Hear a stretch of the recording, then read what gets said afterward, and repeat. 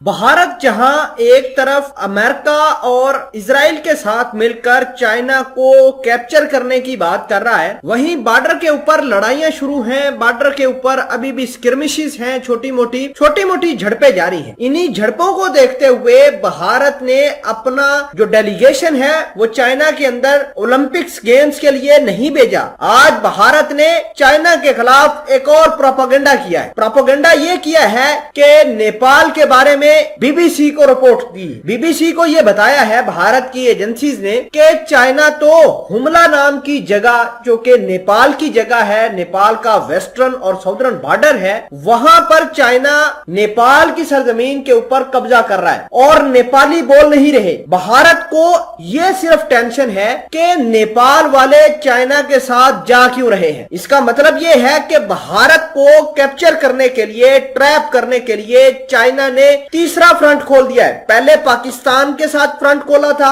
अब नेपाल के साथ फ्रंट खोल दिया है। यानी भारत को मुकम्मल तौर पर सराउंड करने के लिए चाइना ने ग्रैंड स्ट्रेटजी बनाई है। वो ग्रैंड स्ट्रेटजी भारत के लिए बहुत ज्यादा दर्द सर बन चुका है। मैं इस खबर के बारे में आपको मजीद आगाह करता हूं। छोटी सी गुजारिश है कि आप हमारा यूट्यूब चैनल हसनात टीवी को सब्सक्राइब करके पास मौजूद घंटी के निशान को दबाएं, ताकि इस तरह की डिफेंस के रिलेटेड जो न्यूज है वो आप तक बर वक्त पहुंचती रहे। देखिए कि केपी शर्मा ओली की जो गवर्नमेंट थी पिछली, उसने चाइना के साथ बहुत सारे एग्रीमेंट साइन किए थे और चाइना के साथ जो बाउंड्री का इशू है वो 1960 के अंदर एग्रीमेंट कर लिया था। अगर हम पाकिस्तान के साथ बात करें तो पाकिस्तान ने 1963 के अंदर चाइना के साथ बाउंड्री जो है वो डिफाइन कर ली थी और भारत था कि उसने ये तमाम तर चीजें मानने से इनकार कर दिया था। भारत चूंकि उस वक्त यूएसएसआर के साथ रहता था और यूएसएसआर बहुत बड़ी ताकत थी। भारत कहता है कि हमारी किसी के साथ हमने बाउंड्री तो ड्रा करनी नहीं है, इवेंचुअली हम चाइना के ऊपर कब्जा कर लेंगे, इधर पाकिस्तान की टेरिटरी के अंदर आ जाएंगे और हमें कोई पूछने वाला नहीं होगा। तो भारत ने चूंकि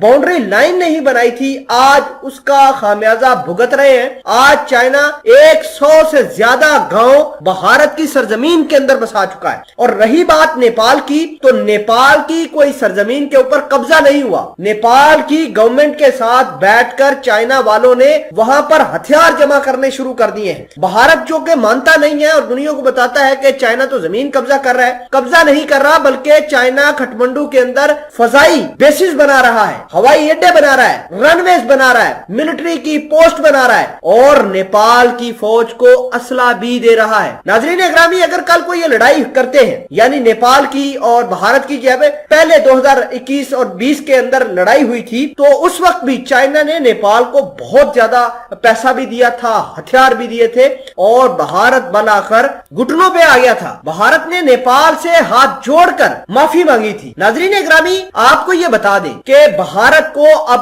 पूरे तरीके से सराउंड कर लिया है। एक तरफ से पाकिस्तान ने किया है, दूसरी तरफ नेपाल के साथ। और मैं आपको ये बताना चाहता हूं कि अगले आने वाले चंद सालों के अंदर चाइना नेपाल को उसी तरह हथियार फराहम करेगा जिस तरह पाकिस्तान को कर रहा है। हालांकि नेपाल इतने ज्यादा हथियार उस तरीके से नहीं लेगा जिस तरीके से वो पाकिस्तान को चाइना वाले दे रहे हैं। चाइना वालों ने अपनी हर एक टेक्नोलॉजी पाकिस्तान को दे रखी है ताकि किसी वक्त भी हम भारत के ऊपर जो है वो हमला कर सकते हैं। भारत ने पाकिस्तान को S-400 मिसाइल सिस्टम का तोड़ भी दिया हुआ है। इसी वजह से भारत जो है, भले ही उसने पंजाब के इलाकों में S-400 मिसाइल सिस्टम के यूनिट तो लगाए हैं, लेकिन वो पाकिस्तान की तरफ एक मैली आंख करके नहीं देख सकते। उनको पता है कि अगर पाकिस्तान की तरफ कोई गड़बड़ की तो हम जो है वो पाकिस्तान वाले वो भारत का मलिया मेट कर देंगे। दूसरे नंबर पर भारत के राफेल को तबाह करने के लिए पाकिस्तान के पास J-10C फाइटर जेट आन पहुंचे हैं और इतलात ये आ रही है कि पाकिस्तान अगले 1 साल 2 साल के अंदर J-20 फाइटर जेट, जो कि 5th जनरेशन का फाइटर जेट है, वो भी पाकिस्तान को दे देगा।